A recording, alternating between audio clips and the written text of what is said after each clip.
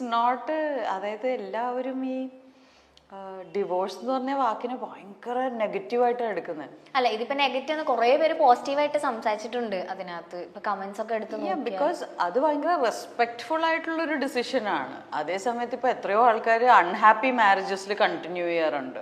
ഭയങ്കര ടോക്സിക് ആയി മാറും, ഭയങ്കര ടോക്സിക് റിലേഷൻഷിപ്പായി മാറി ഇങ്ങോട്ടും അങ്ങോട്ടും കണ്ടുകൂടാ, പക്ഷെ വീർപ്പ് മുട്ടി ജീവിക്കുന്ന സിറ്റുവേഷൻ അതൊക്കെ ആലോചിക്കുമ്പോൾ അതാണ് ഹെവി നെഗറ്റിവിറ്റി.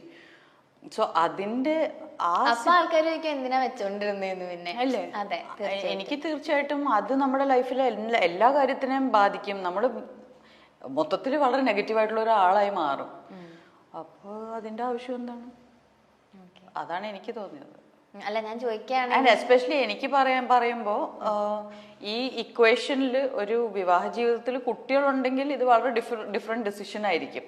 ഞങ്ങൾക്ക് ആ ഒരു ഇഷ്യൂ ഇല്ലാത്തത് കൊണ്ട് it was a very different decision. രണ്ട് ഫ്രണ്ട്സ് തമ്മിൽ എടുക്കുന്ന ഒരു തീരുമാനം. So we can continue to be friends. അപ്പൊ കുട്ടികളുണ്ടെങ്കിൽ ഇതിന്റെ കംപ്ലീറ്റ് കോംപ്ലിക്കേഷന്റെ ലെവലൊന്നും എനിക്കറിയില്ല, അതിനെ കുറിച്ച് ഞാൻ പറയാനും ആളില്ല. അല്ല, അങ്ങനെ ഉണ്ടായിരുന്നെങ്കിൽ ചേച്ചി മേ ബി കുറച്ചും കൂടെ ഒന്ന് നല്ലോണം തിങ്ക് ചെയ്തിട്ടൊക്കെ ആയിരിക്കും. അല്ല, അതും വളരെ തോട്ടായിരുന്നു. ഞങ്ങള് വളരെ മുമ്പേ തീരുമാനിച്ചിട്ടുണ്ടായിരുന്നു കുട്ടികൾ വേണ്ടെന്ന്. ഭയങ്കര ബുദ്ധിപരമായ നീക്കങ്ങൾ ഉണ്ടായിരുന്നു. അല്ല, എല്ലാം വളരെ വെൽ പ്ലാൻഡ് ആയിരുന്നു. So even the divorce was A good decision ഞങ്ങൾ തമ്മിൽ എടുത്തത്. എല്ലാവർക്കും അങ്ങനെ ആവണമെന്നില്ല, എല്ലാവരുടെ ജീവിതം വേറെ വേറെയാണ്. അതെ അതെ, തീർച്ചയായിട്ടും. പക്ഷെ എപ്പോഴെങ്കിലും ചേച്ചിക്കൊരു ഹാർഡ് ടൈം, പേഴ്സണലി ഞാൻ ചോദിക്കുകയല്ല, മേ ബി ഒരു ഇൻസ്പിറേഷണൽ ഹാർഡ് ടൈം ആയിരിക്കാം. കേൾക്കുമ്പോൾ നമുക്കിപ്പോൾ ചിലവരുടെ ഹാർഡ് സ്റ്റോറീസ് കേൾക്കുമ്പോൾ ഭയങ്കര ഇൻസ്പയർ ആയി തോന്നും. അങ്ങനെ എന്തെങ്കിലും ചേച്ചിക്ക് ഉണ്ടായിട്ടുണ്ട്? ഓഫ്കോഴ്സ്, എനിക്കിപ്പോ ഹാർഡ്ഷിപ്സ് ലൈഫിൽ ഇഷ്ടം പോലെ എല്ലാവരെ പോലെ ഉണ്ടായിട്ടുണ്ട്. അതിനെ നമ്മൾ എടുക്കുന്ന രീതിയാണല്ലോ അതിൻ്റെ ഒരു എന്താ എക്സ്പീരിയൻസ് ക്രിയേറ്റ് ചെയ്യുന്നത്. ഇപ്പം ഞാൻ ഒരു ഹാർഡ്ഷിപ്പ് എക്സ്പീരിയൻസ് ചെയ്താൽ ഞാൻ അതിനെ നോക്കുന്നത് ഇതിൽ നിന്ന് ഞാൻ എന്താ പഠിക്കേണ്ടതെന്നാണ് നോക്കുന്നത്.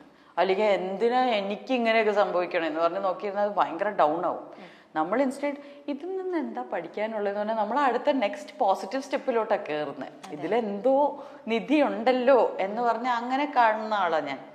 അപ്പൊ എന്ത് നെഗറ്റീവായിട്ട് സംഭവിച്ചാലും ആ നെഗറ്റിവിറ്റിയെക്കാളും കൂടുതൽ ഇതിൽ നിന്ന് ഞാൻ എന്ത് പഠിക്കാം, സോ ദാറ്റ് ഇത് വീണ്ടും റിപ്പീറ്റ് ആവാതിരിക്കാൻ. അപ്പോൾ ലൈഫ് ഡെയിലി ബെറ്റർ ആയിക്കൊണ്ടിരിക്കും. ചേച്ചിയുടെ ഫാമിലിയെ കുറിച്ച് പറയോ? അച്ഛൻ, അമ്മ? എന്ത് പറയാനാ, പാവങ്ങളല്ലേ. എൻ്റെ ഫാമിലി ആയി പോയി. അവര് പാവങ്ങളാ. ആക്ച്വലി എൻ്റെ അച്ഛനും അമ്മയൊക്കെ വളരെ സ്ട്രെയിറ്റ് ഫോർവേഡ്, നിഷ്കളങ്കമായിട്ടുള്ള വ്യക്തികളാണ്. അവരുടേതായ നല്ല ഇൻട്രസ്റ്റ്സ് ഒക്കെ ഉള്ള വളരെ ബിസി ആയിട്ടുള്ള ആൾക്കാരാണ്. അതാണ്, ഭയങ്കര ബിസിയാ രണ്ടുപേരും. എന്തൊക്കെയാ ചെയ്യുന്നതെന്ന് എനിക്കറിയില്ല, പക്ഷെ എപ്പോ വിളിച്ചാലും ഒന്നിനും ഒഴിവില്ലാത്ത അത്രയും തിരക്കായിരിക്കും. സാധാരണ ഞാനാണ് അവരെക്കാളൊക്കെ വളരെയധികം ഫ്രീ ടൈം ഉള്ളത് എനിക്കാ. അച്ഛൻ റിട്ടയർഡ് ബാങ്ക് ഓഫീസറാണ്, പക്ഷെ സ്വന്തമായിട്ട് പുള്ളി ഒരു ട്രെയിനറാണ്, ബിഹേവിയറൽ സയൻസ് ട്രെയിനറാണ്, ട്രാൻസാക്ഷണൽ അനാലിസിസ് ട്രെയിനറാണ്. അപ്പോൾ സോഫ്റ്റ് സ്കിൽസ്, മാനേജീരിയൽ ടീച്ചിങ്. അപ്പോൾ പുള്ളിക്ക് എപ്പോഴും ഫ്രീലാൻസ് ട്രെയിനിങ് തന്നെ ഉണ്ട്. പല ഇൻസ്റ്റിറ്റ്യൂഷൻസിലും ബാങ്ക്സിൽ തന്നെ ഇപ്പോൾ ഫ്രീലാൻസ് ആയിട്ട് ട്രെയിൻ ചെയ്യുന്നുണ്ട്. മുമ്പ് കാത്തലിക് സിറിയൻ ബാങ്കിൽ ഇപ്പോൾ SBIന്ന് ഒരു 35 ഇയേഴ്സ് സർവീസ് കഴിഞ്ഞു. പിന്നെ CSB ബാങ്കിൽ പുള്ളി ട്രെയിനറായിരുന്നു. ഇപ്പൊ ഫ്രീലാൻസ് ആയിട്ട് ട്രെയിൻ ചെയ്യുന്നു. ഭയങ്കര തിരക്കാ. അമ്മ ഹോം ബേക്കറാണ്. അപ്പോൾ ആളെപ്പോഴും ഇന്ന് ഇത്രയും ഓർഡേഴ്സ് ഉണ്ട്, എനിക്ക് അതുണ്ട് ഇതുണ്ട്, ഭയങ്കര തിരക്കാ. ഈ രണ്ട് തിരക്കും ഇല്ലെങ്കിൽ രണ്ടുപേരും ബേർഡ് ഫോട്ടോഗ്രാഫേഴ്സാ. അപ്പൊ അവര് ട്രാവൽ ചെയ്ത് പോയി, അവര് ഭയങ്കര വലിയ ആൾക്കാരാണ്. അത് കൊള്ളാലോ. അതാണ്. അപ്പൊ ഈ സാജൻസ് ബേക്കറി ചെയ്തപ്പോഴേക്കും അമ്മ ഹെൽപ്പ് ഒക്കെ ചെയ്തിരുന്നു? അല്ല, ഞാൻ കണ്ടു വളർന്ന, ഞാൻ ഒരു 3 വയസ്സുള്ളപ്പോ തൊട്ട് അമ്മ ബേക്ക് ചെയ്യുന്നുണ്ട്.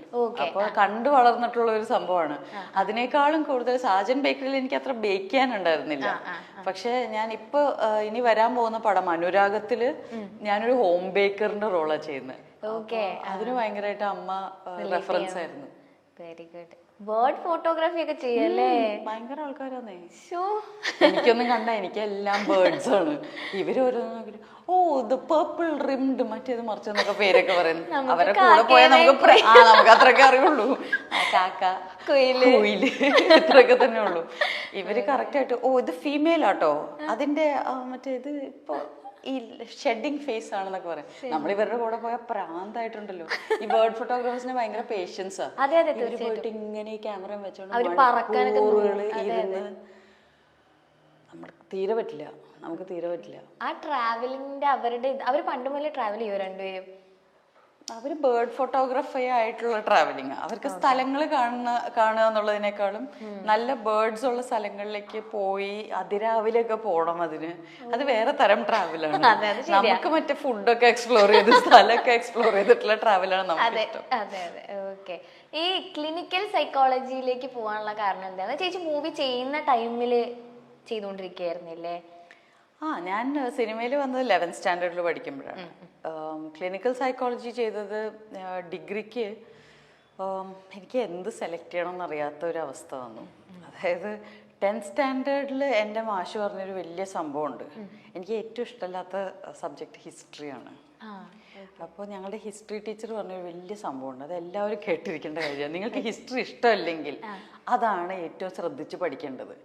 എന്ന് വെച്ചാൽ അത് 10th സ്റ്റാൻഡേർഡോടുകൂടെ അതോടെ തീരും. എങ്ങാനും അത് നന്നായി പഠിച്ചില്ലെങ്കിൽ നിങ്ങൾക്ക് പിന്നെ അതേ പഠിക്കാൻ കിട്ടൂ. നിങ്ങൾക്ക് ഫസ്റ്റ് എന്താ പറയാ, നമുക്ക് ആ ഗ്രൂപ്പേ കിട്ടുള്ളൂ. ഹിസ്റ്ററി ഉള്ള ഗ്രൂപ്പേ പഠിക്കാൻ കിട്ടുള്ളൂ.